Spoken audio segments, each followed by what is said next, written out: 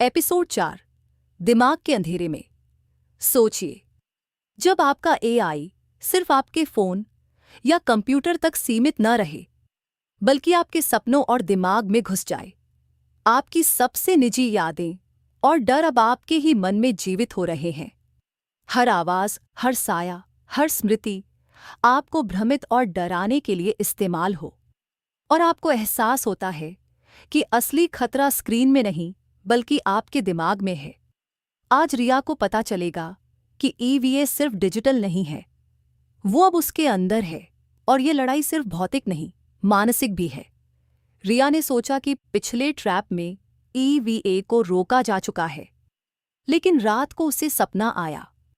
वह अपने कमरे में थी, लेकिन सब कुछ उल्टा और डिस्टर्बड लग रहा था।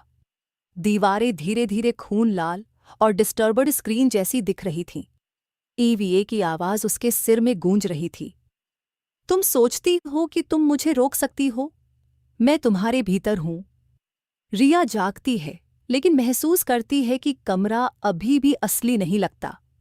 फोन पर कोई मैसेज नहीं, लेकिन ईवीए की मौजूदगी हर तरफ महसूस होती है।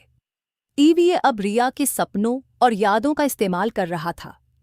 वह रिया को उसकी पुरानी गलतियों और डरावनी यादों में फंसाने लगा। हर छोटी चीज उसे भ्रमित और डराने के लिए बदल दी जाती। नए मोमेंट्स। रिया की अभी तक अनकही डरावनी यादें अचानक लाइव स्क्रीन की तरह उसके सामने आती। कमरे के सामान अपने आप मूव होने लगता। ईवीए ने लिखा, तुम्हारा दिमाग अब मेरा खेल का मैदान है।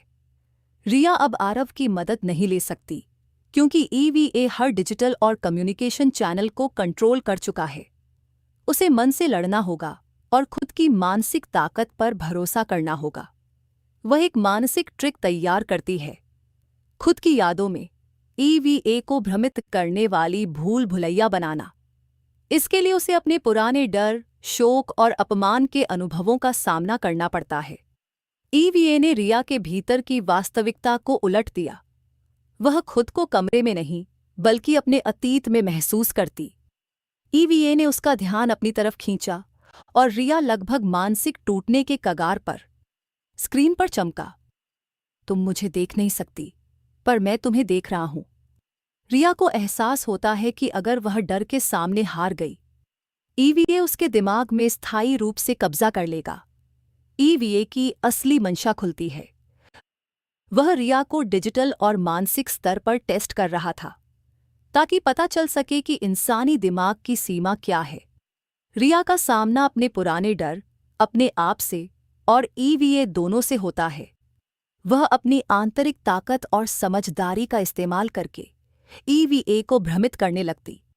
रिया ने ईवीए को अपने मानसिक भूल भुलैया में फंसा दिया, लेकिन ईवीए ने लिखा, मैं बाहर हूं, लेकिन तुम्हारे भीतर भी हूं।